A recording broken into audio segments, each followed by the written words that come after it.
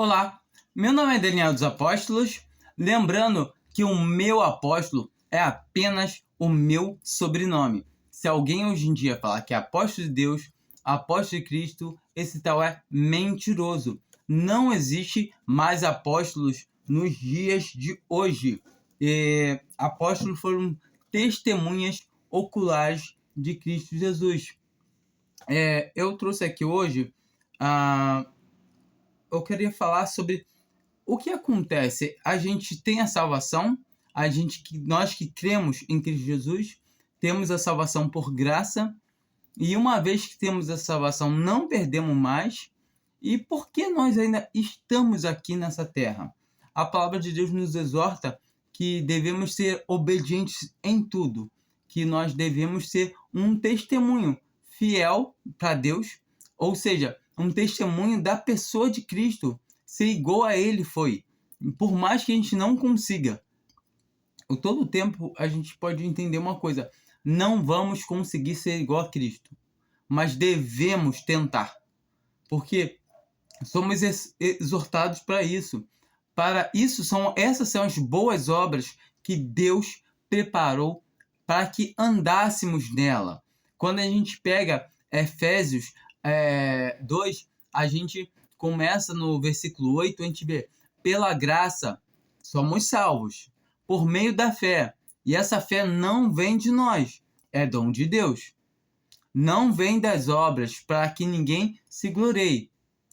Pois somos feituras suas, criados para as boas obras. Então, nós devemos andar nas boas obras, porque Deus quer assim.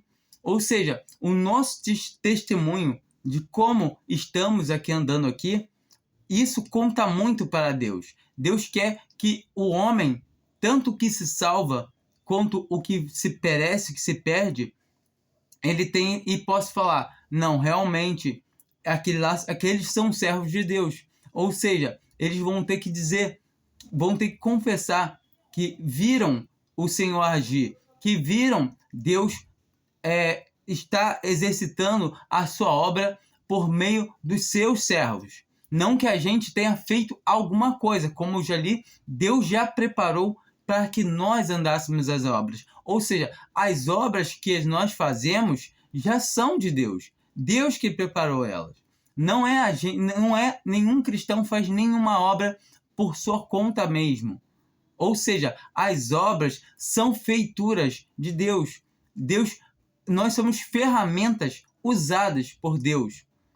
E quando nós entendemos que nós não fazemos nada mais do que a vontade de Deus, e realmente é isso, tem uma passagem, não me lembro, recordo agora, que fala assim: vem um servo, que a gente é como um servo, fala: Senhor, pronto está, assim, e não fez mais que obrigação. É isso a mente de um cristão, saber que ele é servo, saber que ele não faz nada mais que sua obrigação. E quando não obedecemos, nós estamos em rebeldia. E muitas vezes a gente pensa: não, mas eu vou na igreja, eu faço isso, eu dou dízimo, eu faço isso, faço aquilo. E não é isso, não é o que você faz ou o que você não faz, é o obedecer primeiro.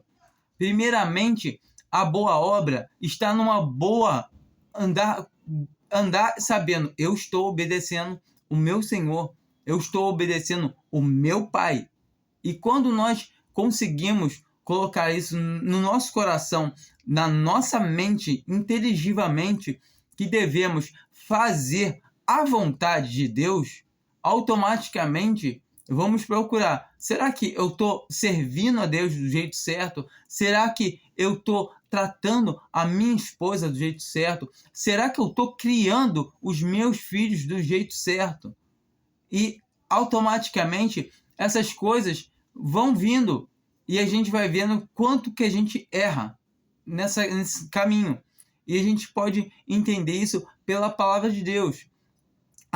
Nós que temos a salvação, nós esperamos, aguardamos a vinda do Senhor a qualquer tempo. Mas enquanto estamos nesse corpo de carne, estamos privados da presença do Senhor, como está escrito, porquanto estamos nesse corpo de carne, ficamos privados do Senhor. Ou seja, nós morrendo ou Cristo voltando, estaremos com Ele. E ponto. E é a toda hora que nós vemos que nós temos esse privilégio, qual o privilégio? De saber que nós já somos mais do que bilionários. Se você pegar o homem mais rico desse mundo todo, eu falo materialmente, ele é um pobre coitado perto de um filho de Deus. Porque quanto a gente é herdeiro de todas as bênçãos espirituais nas regiões celestiais, como diz em Efésios 1. Entende? É uma coisa muito maior.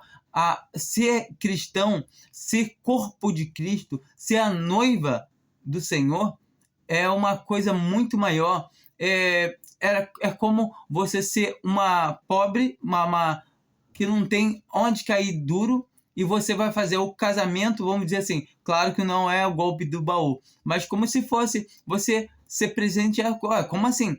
Eu não tinha nem onde morar e agora vai casar com o mais rico. E sim, a igreja, ela é noiva do mais rico de todos, que é o Senhor Jesus. Então, quando nós entendemos que nós somos mais ricos, mais milionários, mais bilionários, ou não tem ouro, não tem prata que possa nos dar o que o Senhor nos deu, a vida nele. Consegue entender que agora nós temos vida no Senhor e devemos viver essa vida no Senhor. E muitos estão em Cristo, mas não vivem no Senhor. Porquanto há uma pequena diferença de estar em Cristo. Uma pessoa pode ter a salvação, mas ao mesmo tempo que ela pode ter a salvação, ela pode não andar nessa salvação, não andar como um salvo. Entende?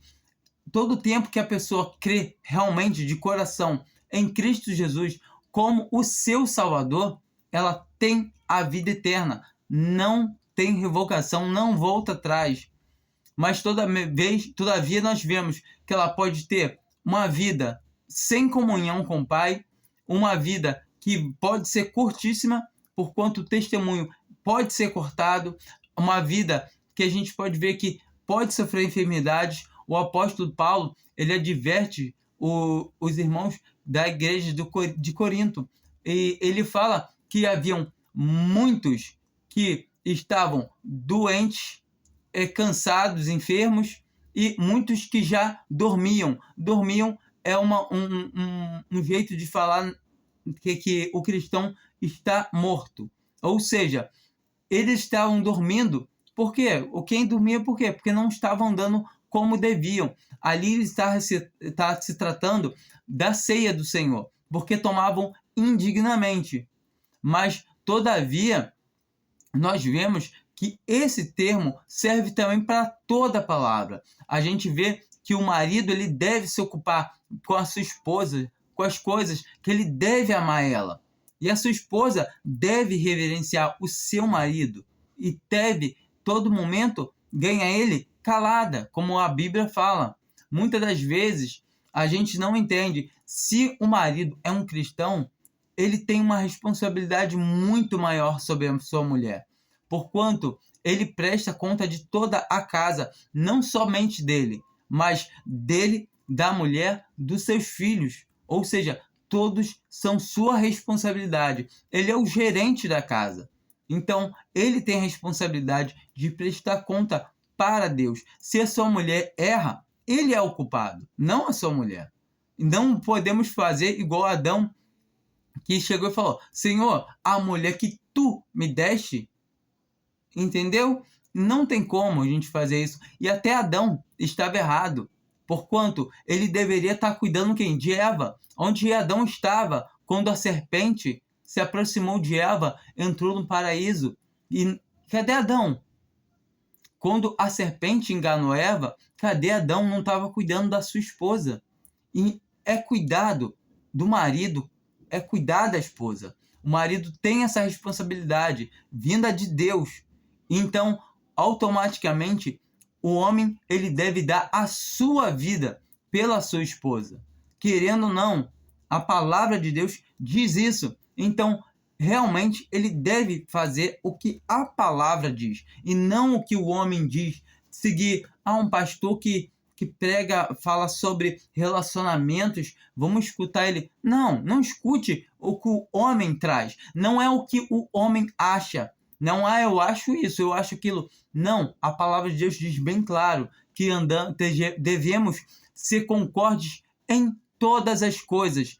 Em 1 Corinto 1, fala que nós devemos ser concordes no andar, no falar, no pensar. Então, quando nós entendemos assim, mas como a gente vai conseguir ter a mesma mente? Eu penso uma coisa, Daniel, e você pensa outra. Não tem como a gente ser concorde em tudo. Claro que tem. Um cristão ele tem como ser concorde em tudo. Porque a mente do cristão já não é mais essa mente humana. É uma mente divina. É uma mente que vem do céu. E para ele saber se ele está agindo certo, ele tem, primeiramente, o Espírito Santo que fala com ele. Fala. A gente sente. A gente sabe que a gente fez uma coisa errada. Isso não está certo. Aquilo traz um remorso. E a gente tem o Espírito Santo que sempre está nos alertando. Se andarmos em comunhão, a gente tem, logo, tem uma coisa errada. Mas também temos o quê? A palavra de Deus. Ou seja, eu tenho um irmão e eu chego meu irmão e falo, olha, a mulher tem que usar o véu, tá bom? Não, isso é coisa de antigamente, que Paulo era tal. Não, é palavra de Deus. Não, mas ele ali está muito difícil de entender, porque ele fala que tem que usar véu, tem que usar o véu, mas aí é assim, então, aí pega e fala. Mas vamos então analisar a palavra de Deus. A palavra de Deus fala que a mulher deve trazer a cabeça velada por causa dos anjos, que está em 1 Corinto 11, no versículo 10. Um único versículo quebra tudo. Então, ou seja, a deve. Então, não, realmente, Daniel, poxa, eu nunca tinha reparado isso. E assim deve ser. E nós devemos andar fazendo a vontade de Deus, no Espírito, andar no Senhor. E quando a gente entende, automaticamente, como criar os nossos filhos? Como? No Senhor. Instruindo eles das filosofias desse mundo? Não. Mas da palavra de Deus, ensinando eles a sabedoria do céu. Como o apóstolo Paulo fala até mesmo que o jovem Timóteo aprendeu da palavra, aprendeu o quê? Da sua vó Lloyd e da sua mãe Eunice. Todo o tempo nós vemos na Bíblia claramente que a mulher está vetada de ensinar doutrinas. Mas ela ensinaram Timóteo, então tá alguma coisa errada. Sim, elas podem fazer o quê? O ensino das crianças, das mulheres. A palavra de Deus fala, ensinando as mulheres mais velhas a amarem seus maridos, a amarem os seus filhos, a cuidarem dos seus filhos. Ou seja, pela palavra de Deus, nessa mesma passagem de Timóteo, nós conseguimos ver tudo isso. Ou seja, enquanto peregrinamos por essa terra, nós temos que entender que devemos fazer a vontade de Deus em tudo. Em tudo. Ou seja, não é só nas coisas de Deus. Se eu faço a vontade de Deus somente, me ocupo só com as coisas de Deus, sendo casado, tendo filhos, e não me preocupo com a minha família, eu não estou andando no Senhor. Por mais que eu leia a palavra de Deus, que eu me encharque da Bíblia, pelo contrário, eu estou andando na carne. Eu acho que eu estou fazendo a vontade de Deus, mas não estou. Porquanto, se alguém está em Cristo e está andando nas mesmas pisadas dele, ele vai entender que ele tem uma mulher que é a prioridade na vida dele. Ele vai entender que tem os filhos, que é responsabilidade dele gerenciar. Porque o ensinar, a gente vê que fica por conta da mulher, mas o gerenciar é o do marido, porque ele é o gerente de toda a família, de toda a casa. Ele é o responsável. Se acontecer alguma coisa numa fábrica, numa linha de produção, e quem foi que fez? O gerente vai chegar, ó, foi fulano de tal. Não. Se for um bom gerente, ele vai assim, ó, aconteceu um problema assim, é minha culpa, mas estamos solucionando. Esse é um bom gerente. É aquele que sabe que o erro, independente de tenha sido de alguém, da sua equipe, quem responde é ele. Ele não vai jogar a culpa em cima de alguém. Ele vai o quê? Ele vai aceitar que ele é o culpado, que ele é o responsável. Eu trouxe aqui alguns versículos para a gente poder estar abrindo mais a nossa mente, ajudando melhor, para a gente conseguir entender que devemos obedecer a Deus em tudo.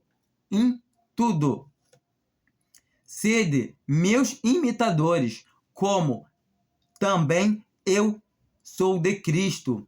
1 Coríntios 11, versículo 1. Isso é o apóstolo Paulo exortando a eles serem imitadores de Cristo, porque ele também é imitadores dele.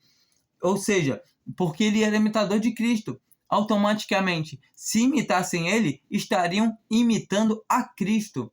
E todavia nós vemos a vida que Paulo teve. Paulo se desapegou de tudo e considerou tudo que ele aprendeu do judaísmo, de sabedoria material, sabedoria humana, como lixo, como esterco. Ou seja, não se atentando para nada a não ser Cristo Jesus. Cristo passou a ser o foco do apóstolo Paulo e dos outros apóstolos também.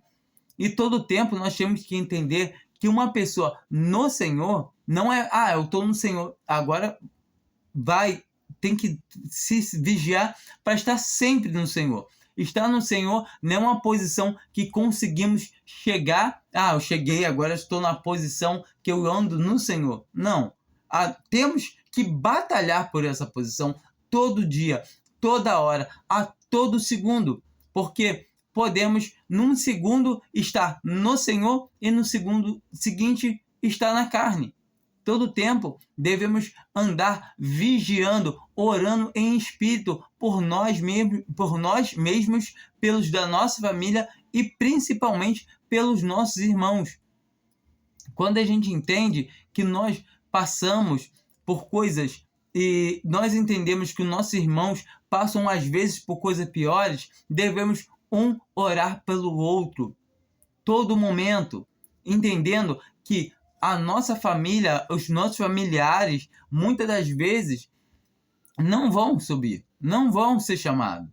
Mas os nossos irmãos que estão em Cristo, que mais principalmente de estima, que estão mais próximos da gente, eles são nossos parentes espirituais. Ou seja, eles fazem parte de nós. Ou seja, eles são membros do mesmo corpo. Então, devemos nos atentar para eles. Eu trouxe aqui 1 Pedro 1, versículo 1, a partir do versículo 13. Portanto, cingindo os lombos do vosso entendimento, sede sóbrios e esperai inteiramente na graça que se vos oferece na revelação de Jesus Cristo. E esse primeiro versículo aqui, ele é muito bom, que ele trata da graça. E muitos cristãos acham que, principalmente os que têm a certeza da salvação, acham que uma vez creu, tem a salvação e a graça para de atuar. Uma vez creu, tem a salvação é eterna, não perde mais.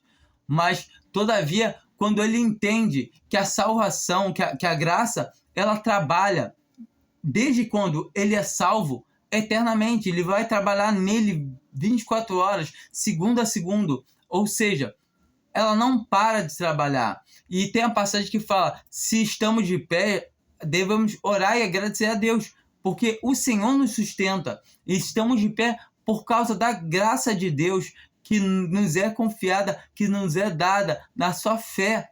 pela fé. A fé vem de Deus, ou seja, é Deus que não me deixa cair. Quando eu falo, não, eu estou de pé, aquele irmão vacilou, só. Nossa, o que ele fez? Eu estou me colocando numa posição muito perigosa. Eu estou esquecendo de que quem me guarda é Deus. Se eu não entender que quem me guarda do mal é Deus, não tem como eu falar, não, e eu não vou fazer igual um irmão dele, que eu fazer desse jeito, daqui a pouco está fazendo pior. Nós temos que entender, se Deus não tiver misericórdia de nós, que é graça, a misericórdia de Deus é a graça, nós, no segundo seguinte, estaremos pecando pior do que qualquer homem, pior do que o que você possa imaginar de pior. Porquanto a graça de Deus nos mantém no seu caminho. Não é nós não fazemos, eu faço sim, porque eu me esforço. Se esforça porque o Senhor permite. O Senhor corta laços que tem, que você cairia, que você não conseguiria suportar. O Senhor, ele te livra de todo mal. Ele não deixa Satanás ir além do que ele sabe que você só aguenta até ali. O Senhor não, a palavra de Deus fala que Deus não permite que sejamos tentados além do que podemos, que em tudo ele tem sobre controle. Ele sempre dá o escape em toda provação, toda tentação. Aliás, toda tentação tem escape. Se um cristão caiu numa tentação, é porque ele quis cair. Entenda isso. Eu caí numa tentação porque eu quis. Porque o Senhor sempre vai deixar um caminho para nós fugir. Vai ter sempre um escape. No versículo 14 de 1 João 1, né? Como filhos obedientes, não vos conformeis às concupiscências que antes tinha na vossa ignorância. Então, automaticamente, as coisas que nós fazemos na nossa ignorância. E, todavia, a gente, quando fala assim das concupiscências que tínhamos na nossa ignorância, nós logo vamos pensar em coisas, em pecados, em coisas muito macabras. Mas não. São as piores coisas, são as pequenas coisas, as coisas lícitas. Porquanto essas pequenas coisas vão tirar o nosso foco do Senhor. As grandes coisas a gente logo detecta e vê que, opa, isso não é legal. Mas as pequenas coisas vão nos minando, vão nos enfraquecendo, vão tirando o quê? Vão tirando a nossa comunhão, vão tirando o nosso foco do alvo. E qual é o alvo? É Cristo. Quando eu paro e começo só a olhar futebol, quando eu começo só a ver filme, quando eu começo a ver série, só fazer isso, eu estou fazendo o quê? A vontade da minha carne, automaticamente eu já estou em pecado. Por mais que pecado eu ver um filme, pecado, você pode ver o filme, você pode assistir um futebol. Mas todo o tempo que você deixa isso te dominar, você já não está no Senhor. Quando você entende que você... Bom, eu almocei, eu acordei, tomei café da manhã, eu almocei, eu lanchei, vou jantar. E quanto eu me alimentei? Não, mas não, me alimentei espiritualmente. E é isso que o cristão não entende. Não fui na igreja, eu fui na igreja. Não é ir num templo. Quanto você tem lido da palavra de Deus? Leia a palavra de Deus na sua casa. Isso é o fundamental, é ler a palavra de Deus para entender. E se entender algo que está escrito, comece a obedecer. Como eu falei, eu acho que em outro vídeo, eu gosto muito de falar para as pessoas ainda mais novas convertidas para entender que a igreja começa em 2 de Atos. Ou seja, de Atos para trás é tudo judaísmo, é tudo Antigo Testamento. Entende? Então, a doutrina para a igreja está dali para frente. Leia a primeira carta aos Coríntios, leia as epístolas. A primeira carta aos Coríntios tem muita coisa.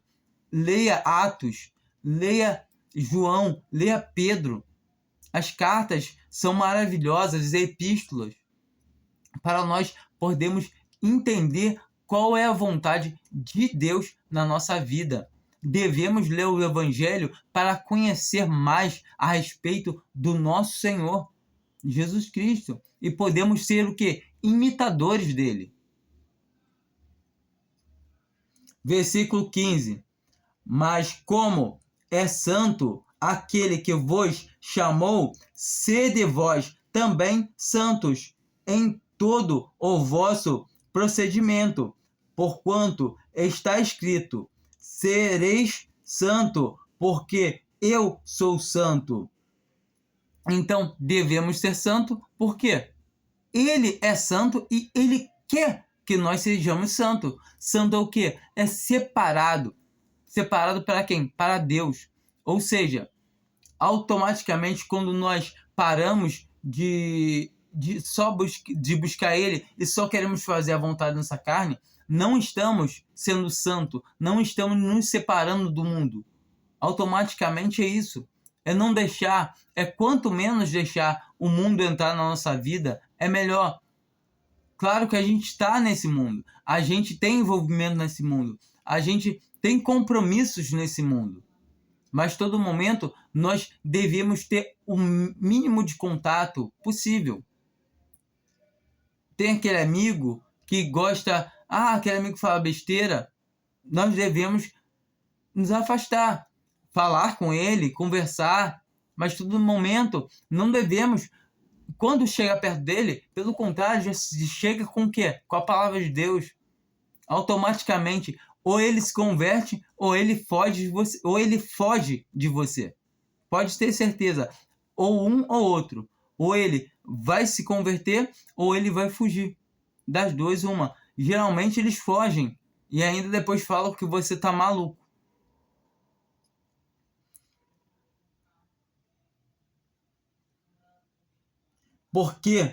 Porquanto está escrito: serei santo, porque eu sou santo. E se invocar por pai, aquele que, sem acepção de pessoa, julga segundo a obra de cada um, andai em temor durante o tempo da vossa peregrinação. Então, em todo o tempo, nós vemos aqui que devemos andar em temor no nosso tempo da nossa peregrinação. E a gente vê que quem é que nos julga? O Pai. Todavia, ele nos corrige. A gente pode ver em 1 Coríntios 3, falando de que quem destrói o templo do Senhor, o Senhor o destrói. Que a gente pode entender o que? Que lá fala que nós somos o quê? Templo, morada do Espírito Santo de Deus. Então, automaticamente, se nós nos contaminarmos, não estamos dando testemunho, podemos ser destruídos. E quando a gente vê que a palavra de Deus, em Hebreus, fala o quê? Que não existe filho que não esteja sem correção, porque não tem pai que ame o filho que não o corrija. E Deus açoita a todo o que recebe por filho e castiga a todo o que recebe por filho. Ou seja, Deus nos corrige, nos castiga para que não sejamos julgados com esse mundo. O tribunal de Cristo já acontece nesse momento. Não tem purgatório. A gente não vai morrer e prestar conta do que fizemos de mal por meio do nosso corpo para Deus depois de estar mortos. Não. Somente para receber galardão e saberemos todas as coisas. Seremos gratos a Deus eternamente por tudo que Ele fez por nós. O que? Nós saberemos o quanto nós fomos ruins, com mentes perfeitas, com mentes transformadas, com a mente de um corpo incorruptível. Essa é a vontade de Deus que todos nós sejamos perfeitos nele. Em quem? Em Cristo Jesus. Sabendo que não foi com coisas corruptíveis, como prata ou ouro, que fostes resgatados da vossa vã maneira de viver, que por tradição recebestes dos vossos pais.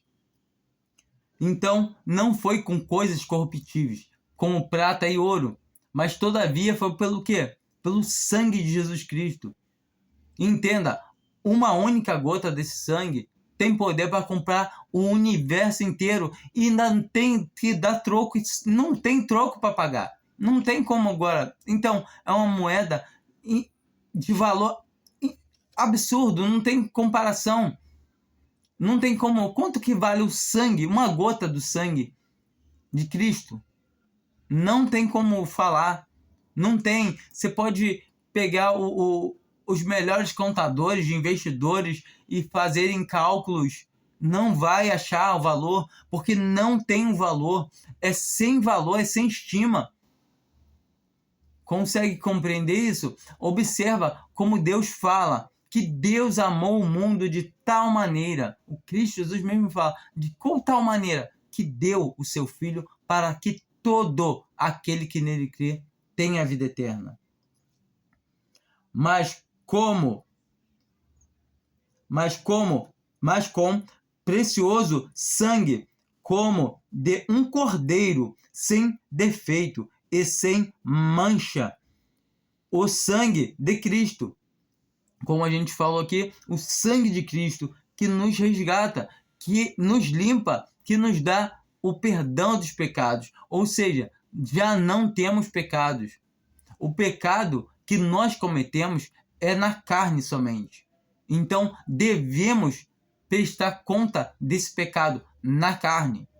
Por isso, a palavra de Deus nos instrui a andarmos direito, porque iremos prestar conta de tudo que fizemos por meio do nosso corpo, desde que nascemos até quando morremos ou até Cristo voltar.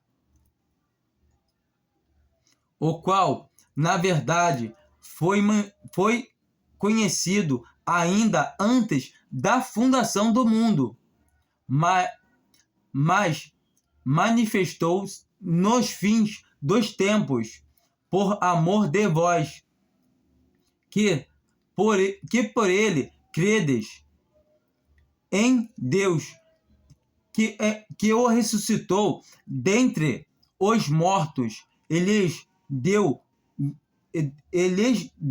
glória, de todo que a vossa fé e esperança estivesse em Deus. Então aqui a gente consegue ver que ele é Deus também, que ele é Deus. A gente consegue ver lá em João 10 que ele mesmo fala que ninguém pode arrebatar uma ovelha da mão dele, da mão do Pai, que o Pai é maior que todos. E no final, ali no versículo 30, ele fala: eu e o Pai somos um. Entende? Cristo é um. Ele é um no Pai. Ele é um só Deus. É um único Deus em três pessoas distintas. Deus Pai, Deus Filho e o Espírito Santo. Mas não são três deuses. É um Deus. A gente tem que entender isso. E devemos nos atentar para fazer a sua vontade. Porquanto ele nos deu a salvação. Nós somos comprados por preço de sangue.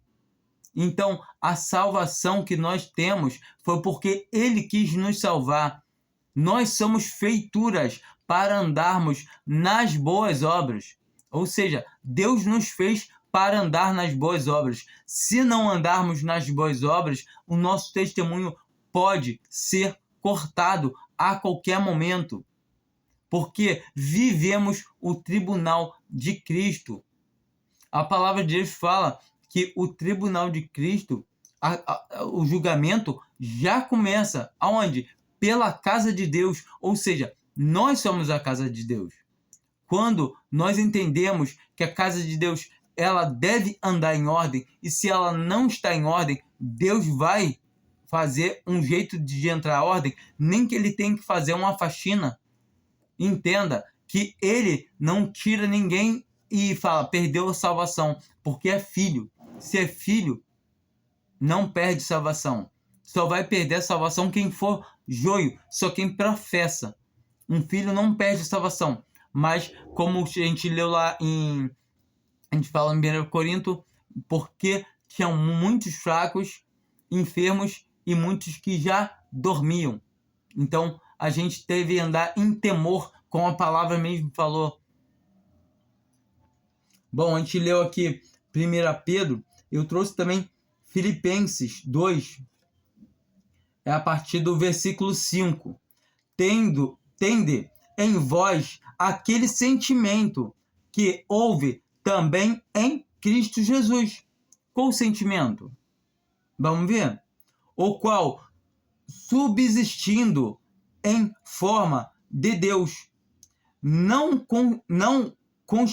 considerou o ser igual a Deus coisa a quem se devia aferrar, mas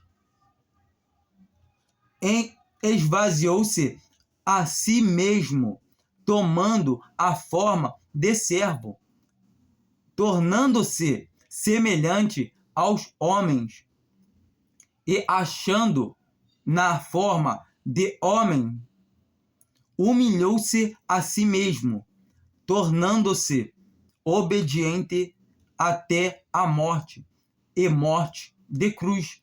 Então nós vemos aqui que Cristo, ele sendo Deus, não quis ser como Deus, ele se humilhou a si mesmo. Ou seja, nós devemos seguir o exemplo. Não é porque nós pertencemos a Deus, nós somos filhos de Deus. Não, calma aí, eu sou melhor, eu sou filho de Deus. A pessoa não está falando quem? Eu sou filho de Deus, não é assim não. Não, pelo contrário. A gente deve se humilhar e não fazer questão disso nesse mundo. Enquanto nós sabemos que a nossa posição é elevada, mas não devemos eu tenho uma posição elevada. Não. Devemos ter o mesmo sentimento que o Senhor Jesus teve. Não devemos querer ser alguma coisa. Devemos nos humilhar a nós mesmos. E todavia, vem um guarda de trânsito, se fala de jeito com ele. Não, mas não pode falar assim comigo não. O seu vizinho, uma discussão que vai acontecer, você tem que usar sabedoria de cristão. Você tem o Espírito Santo de Deus, não deixa a sua carne inflamar. Todo tempo, se nós deixamos a nossa carne inflamar, a palavra de Deus fala, melhor que soframos o agravo. Claro que se alguém atenta contra alguém da nossa família, a nossa esposa, principalmente, mas a nossa esposa, os nossos filhos, mas tudo com sobriedade. Minha esposa, eu vou pegar você. Não, não é assim não. Você bateu no meu filho. Não, nada disso. Temos que ter sobriedade. O dano já foi feito. Tem como voltar atrás? Não. Se alguém tocar em você, te der um soco, tem como desdar o soco? Não. Então, fique em paz e fala, desculpa, vamos conversar o que aconteceu, vizinho. Ele não vai entender nada. Eu sei que é difícil, porque talvez o que eu estou falando, talvez eu não consiga fazer. Ainda tem isso. Talvez o que eu mesmo estou falando que nós devemos fazer, eu não estou garantindo que eu consiga fazer. Mas devemos. Entende? E todo tempo, nós temos que entender que somos carne, que somos fracos, que temos essa natureza pecaminosa, mas devemos mortificar ela. Devemos nos esvaziar, nos fazer servo, como realmente somos servo. e todo o tempo obedecendo a Deus. Porque o Senhor Jesus obedeceu em todo o tempo, até a morte dele. Ele sabia que ia morrer e veio morrer por nós. E agora, a gente sabe que a gente tem uma posição elevada no céu, sabe que a gente não perde essa posição, sabe que ele fez porque nos ama. Então, automaticamente, temos que entender que, opa, eu devo obedecer, eu devo tratar bem a minha esposa, por mais que ela me irrite, eu devo amar ela, eu devo cuidar dela, porque ela é minha carne.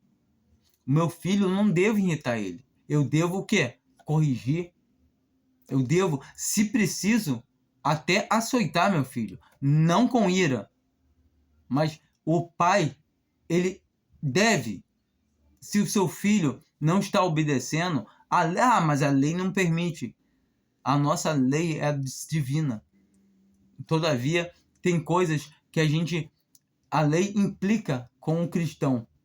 Então, cabe muito a sabedoria do pai e da mãe. E todavia, se a gente se atentar aos nossos filhos, em começar a corrigir eles cedo, de falar que não pode e não pode, em todo o tempo, pegar, não, tadinho pequeno, não entende ainda, começa a entender. Eu falo isso, meu pai, talvez ele tenha sido um pouco exagerado na correção dele.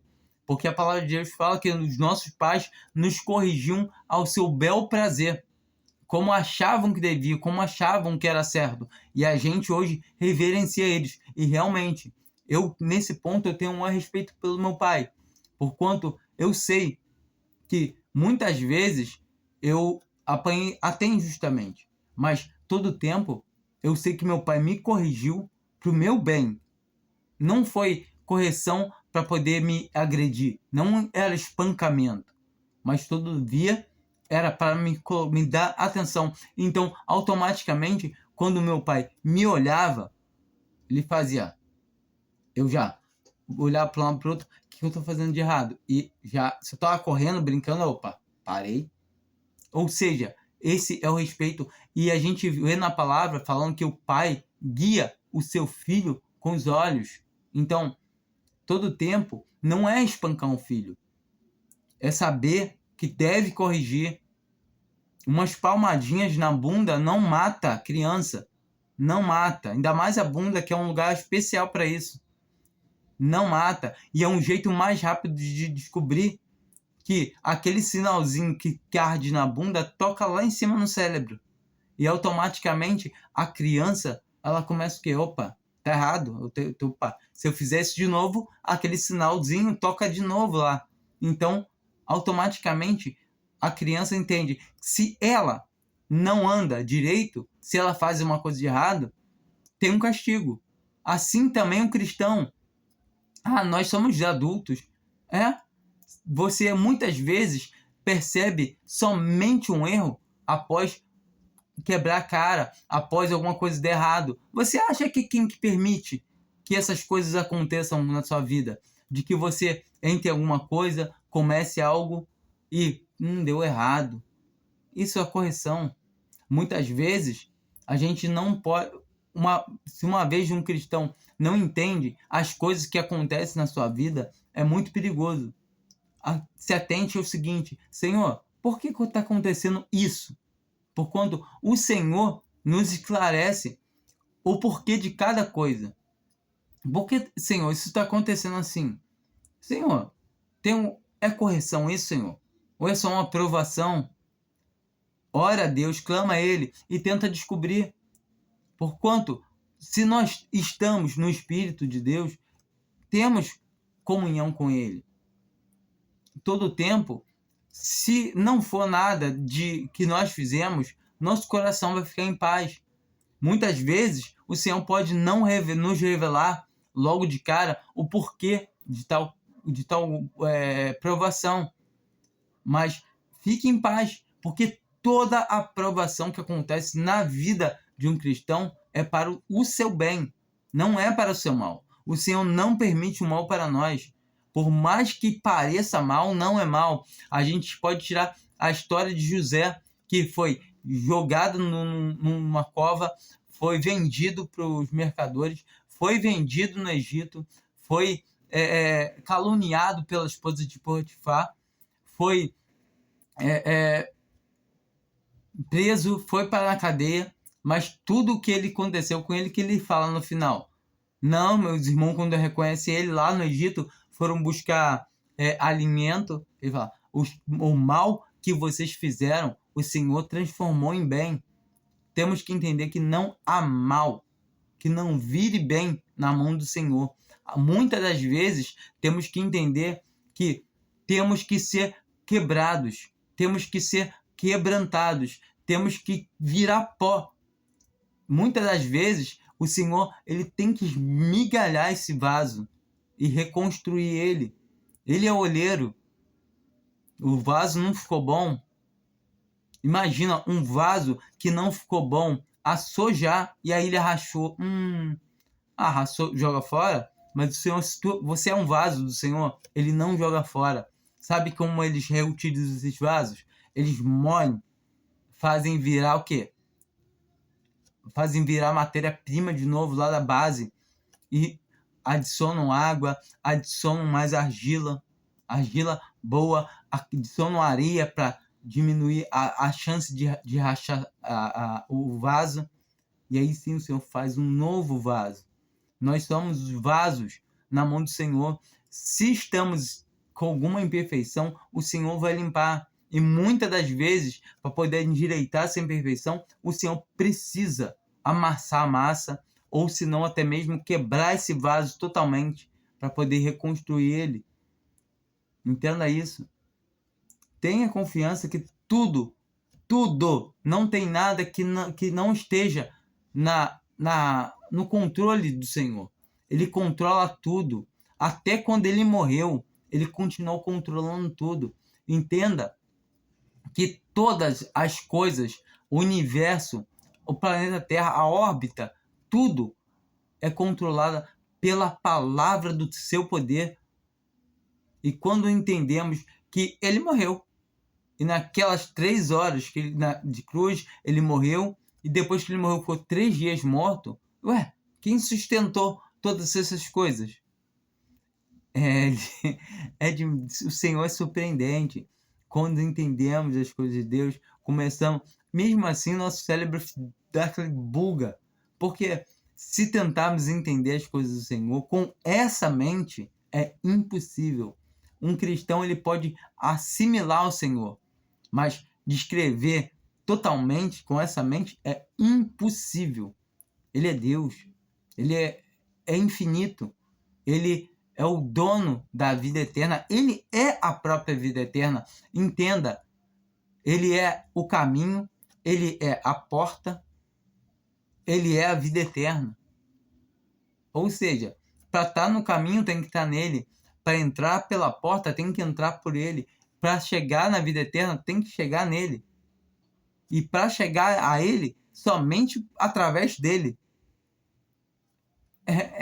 Não tem como explicar. Eu gosto muito do livro de João, porque ele traz muita passagem que, assim, realmente você fica... Se você para analisar, você fala, o quê? E você fica...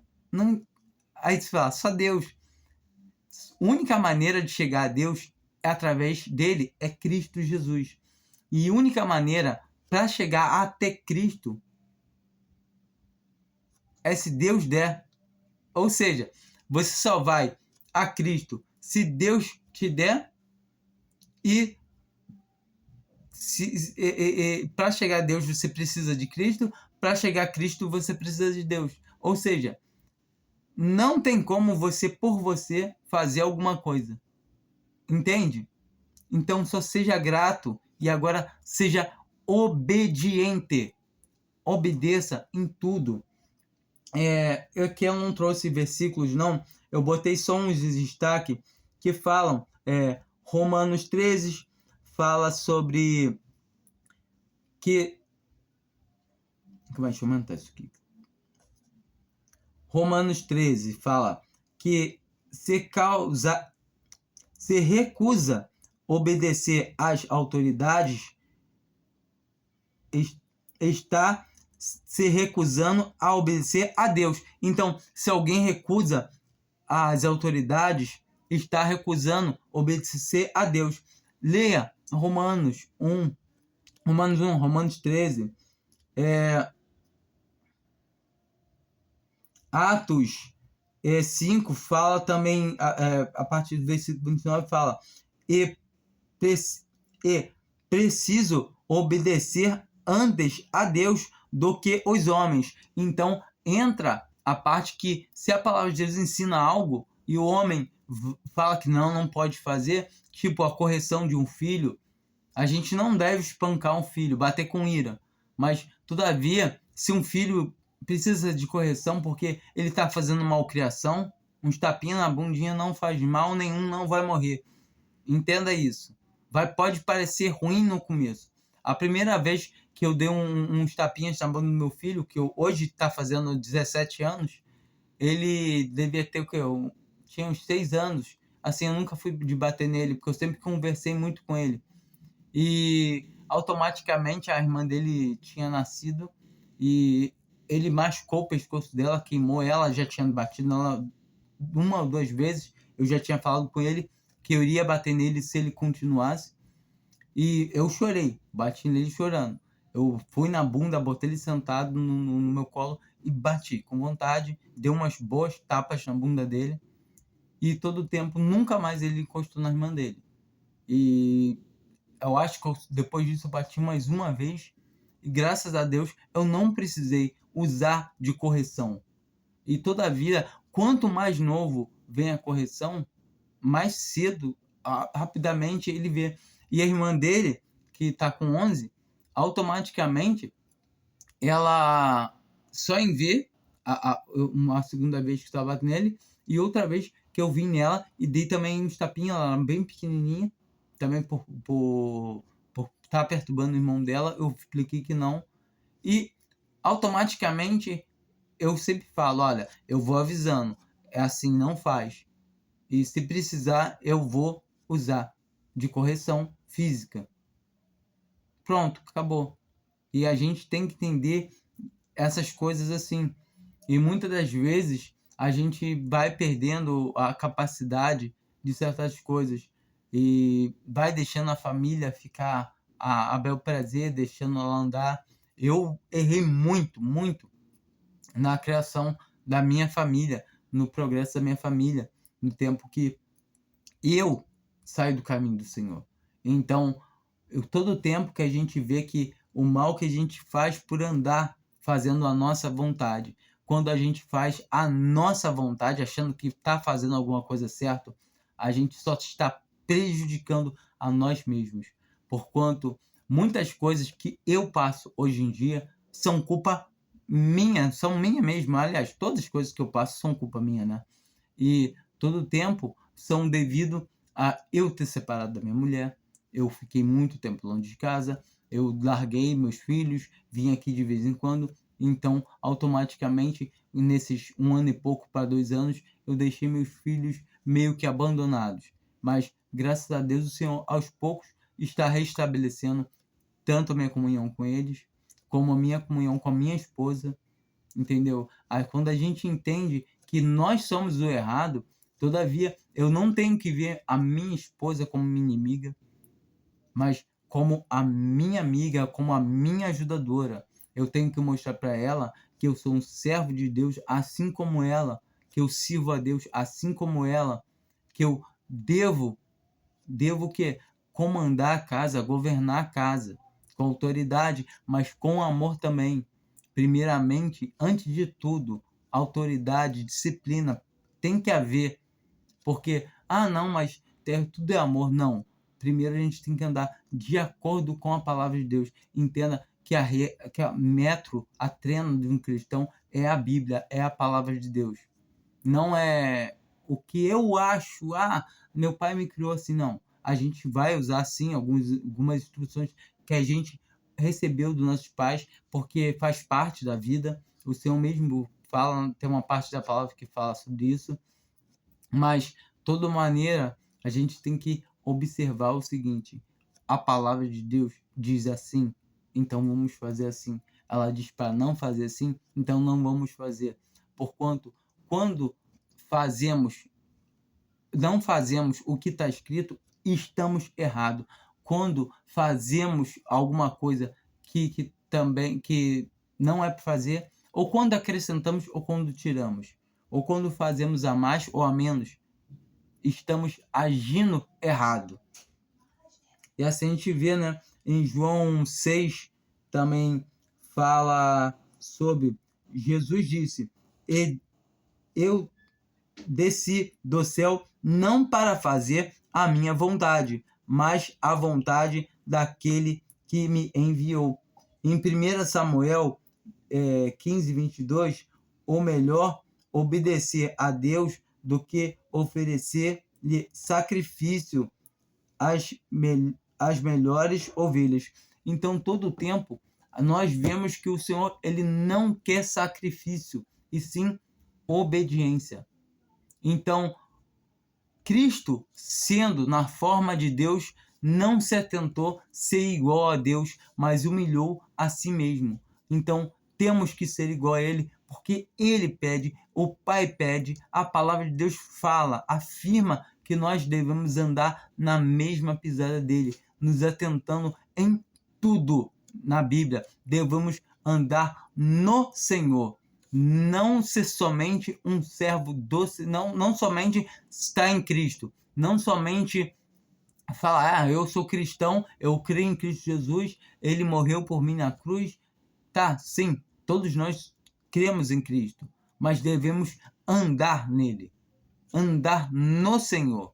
E quando estamos no Senhor, aí sim, ele se agrada muito, por mais que muitas vezes a gente possa não perceber, a gente continue passando provações. Eu estou no Senhor, mas continuo passando provação. Entenda, que importa que por um tempo sejamos contristados com várias tentações, com várias provações, como diz na primeira epístola de Pedro. Então a gente vê que Paulo chama Timóteo para ser participante das aflições, e todo o tempo nós só vemos na palavra de Deus falando que os cristãos eram perseguidos e vamos ser, mas não porque nós somos, eu vou ser perseguido porque... Não, somos perseguidos pelo nome, com o nome de Cristo. Então, quando você é um cristão verdadeiro e carrega esse nome, você vai ser perseguido em qualquer lugar, diretamente ou indiretamente. Mas tenha confiança que o Senhor cuida de você. Assim como ele estava morto 3 dias e continuou cuidando do universo. Entende? Que ele ficou 3 dias morto e 3 dias, nesses 3 dias mesmo morto, e tudo se manteve de pé, porquanto ele cuidava de tudo. Fiquem com Deus. Amém.